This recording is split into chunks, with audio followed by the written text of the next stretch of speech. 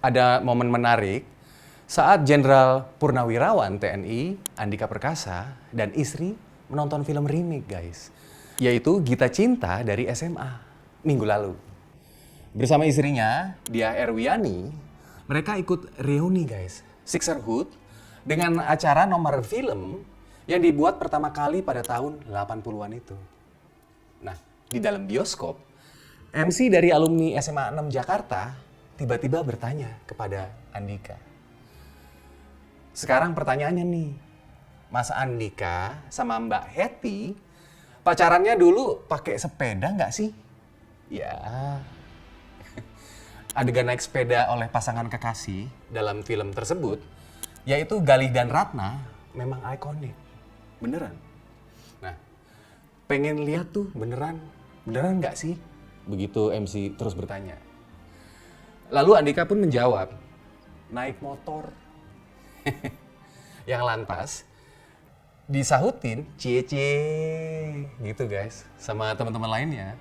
Tertawa lebar, membuat ceria seisi ruangan teater. Sekarang pertanyaannya nih, Mas Andika itu sama Mbak Hetty pacarannya dulu pakai sepeda nggak sih? Gue pengen lihat tuh beneran nggak sih? Naik motor, Nah, sebelumnya Ikatan Alumni Sisterhood itu juga menggelar nobar film Cek Toko Sebelah yang kedua. Nah, reuni dengan acara nobar film garapan Ernest Prakasa katanya menjadi pesan dari alumni SMA 6 bahwa mereka terbuka dengan pluralisme dan akan merawat pluralisme di Indonesia. Nah, keren. Nah, momen tersebut mempertemukan Andika Perkasa dengan Ernest Prakasa. Saat itu, Ernest menceritakan perjalanan karirnya di dunia hiburan yang membuat Andika kagum. Nah, alumni hubungan internasional Universitas Pajajaran itu sempat bergabung dengan Universal Music kalau nggak salah, dan Sony Music. Sebelum akhirnya menjadi komika, aktor, sutradara, dan produser. Gila.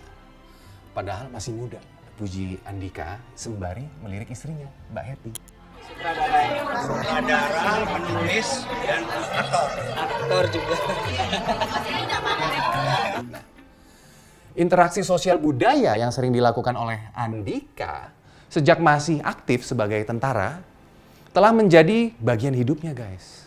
Nah, sementara itu, Hetty rutin melakukan Jumat Berkah, berbagi kepada beberapa kalangan masyarakat. Keren. Nah, pada bulan Desember tahun lalu, Andika juga mendapat penghargaan dari LPSK atau Lembaga Perlindungan Saksi dan Korban. Panglima TNI ke-21 itu menerima anugerah Garuda Pelindung atas dukungannya dalam perlindungan dan bantuan bagi saksi dan korban, guys. Andika banyak memberikan sumbangsih dalam kerja-kerja perlindungan LPSK. Baik saat menjadi Kasat maupun setelah menjabat sebagai orang nomor 1 di lingkungan TNI. Membuatnya disahkan sebagai bagian dari keluarga besar, sahabat saksi dan korban. Wah, keren. Namanya pun juga sempat digadang-gadang oleh Nasdem nih, untuk menjadi kandidat bakal calon presiden. Dan kini berhembus, ini lagi gagasan lagi nih, untuk memasangkan dengan Anies Baswedan. Konon Anies perlu cawapres yang punya basis massa kokoh di Pulau Jawa, guys. Dengan leadership yang juga kuat, jadi kemungkinan ya mau nggak mau pasti dari militer. Nah, nama Andika pun disebut selain Gatot Nurmantio. Loh, emang nggak jadi sama AHY nih, Mas Anies? Huh? Tapi emangnya Mas Anies bisa jadi calon presiden?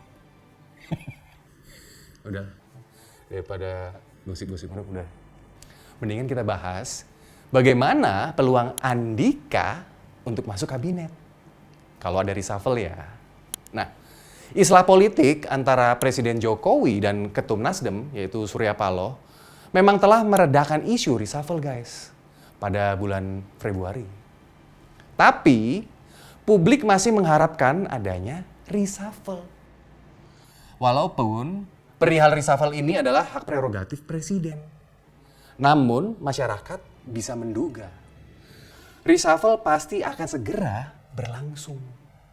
Nah, pasalnya Menpora Zainuddin Amali sudah mengajukan permohonan kepada Presiden Jokowi untuk mengundurkan diri dari Kabinet Indonesia Maju. Ini momen emas loh. Jokowi bersih-bersih kabinet dari menteri yang tidak becus kerjanya. Nah, pergantian Menpora ini mestinya dijadikan momentum oleh Presiden Jokowi untuk mengganti menteri yang kinerjanya jeblok. Siapa saja mereka? Ya, Presiden Jokowi pasti tahu persis lah. Siapa aja menteri yang nggak bisa kerja dan yang harus diganti. Ya nggak? Ya nggak? Presiden Jokowi bisa melakukan reshuffle besar-besaran, guys. Sehingga kinerja pemerintah akan semakin baik menjelang masa jabatan presiden yang berakhir tahun depan. Dan meninggalkan legacy yang baik setelahnya. Tapi dinamikanya masih sangat tinggi. Soal anggota kabinet dan kocok ulang itu merupakan hak prerogatif presiden. Karena pada hakikatnya menteri bertugas membantu presiden. Sehingga presiden sebagai pengguna jasa menteri harus memiliki kenyamanan, guys, dengan menteri tersebut. Baik secara kemampuan maupun ya kan chemistry. Iya kan?